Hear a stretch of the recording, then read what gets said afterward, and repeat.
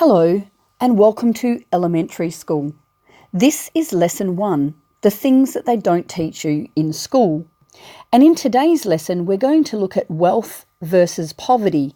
Where lies the root of all evil? These lessons are taken from your back office and are provided by Andrey Khovratov. Money is the root of all evil. Many of you have heard this saying. What is evil? And what is the definition of bad or evil?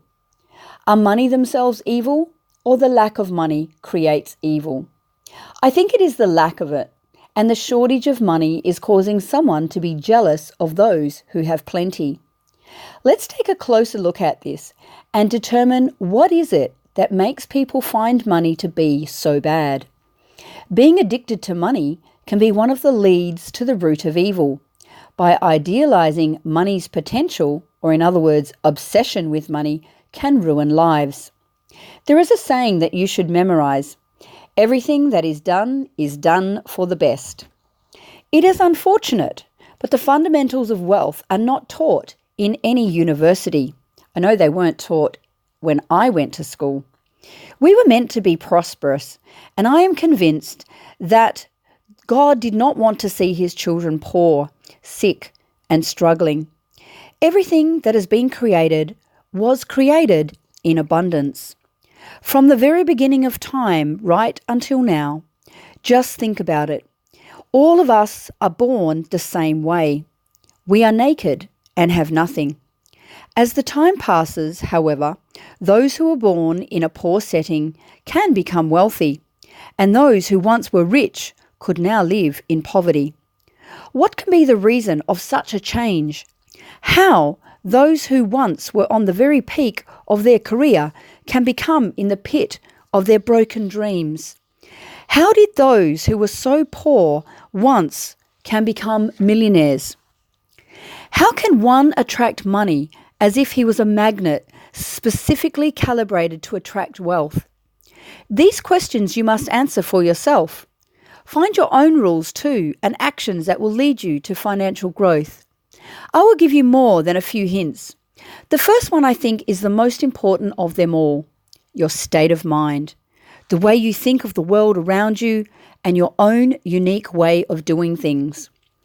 I am providing you with this information based on my experience and the experience of thousands of people around the globe. Setting your mind towards poverty will lead you to poverty. But when your mind is in the state of wealth, you are led to wealth. Here is an example.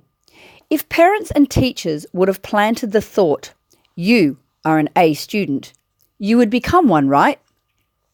On the other hand, when classmates, teachers, and parents tell a student that he or she is mediocre, that the performance and behavior could be better, this student would eventually become that mediocre person they are describing. Take a look around you. Most of those who performed poorly, those who did not behave well, they have succeeded in life. The untold truth is that their ego does not agree with everyone's opinion. While those mediocre kids are in school, they have to listen and obey to the rules. As soon as the school is over and these kids are let out of the institution's doors, they become leaders. All of this is not to say that education does not matter. It is to prove a point that street education is equally important. Those who were able to be competitive beyond a school setting were better off when grown up. Do you need some evidence? Take a look around. You will discover these kids everywhere. If we would dig deeper into the causes of success of these kids, we would find a human being, a creature who is trying to survive. The instincts kick in and their mind is set to a survival mode. When we see a problem, we have to solve it. Being rich is one of the ways to survive in this world. It is a great shame we were not told the truth that almost everyone wants to know.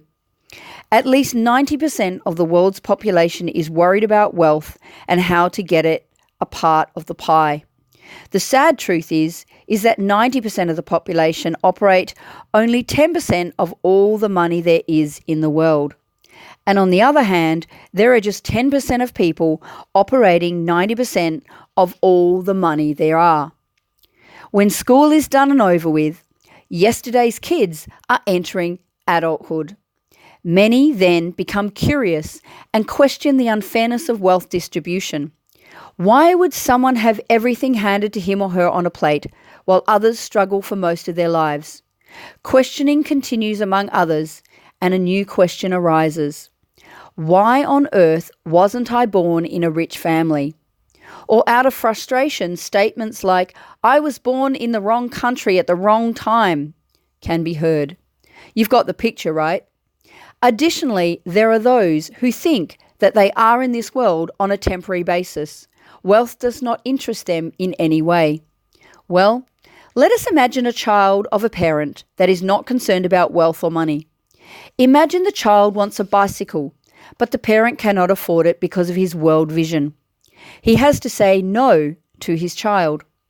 What would the parent feel? Will he feel that maybe there are instances when wealth is important?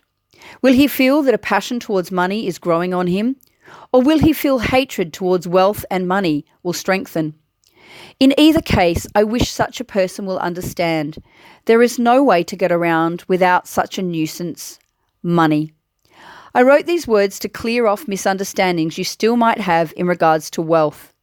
The Academy's goal is to lead a person towards the true financial freedom and to teach fundamental rules of economics. Everything is taught to you in a way that when you will begin earning, saving, and multiplying your wealth, you would enjoy the process and understand what you are doing. Remember, all of us have the right to become wealthy. The one who is truly wealthy, is happy and kind to others and to himself. I believe that our Creator gave us everything required for our growth and achievement of many of the great things this world has to offer, including financial growth.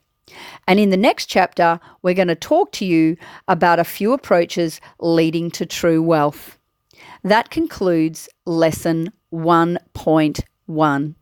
I look forward to seeing you on the next podcast.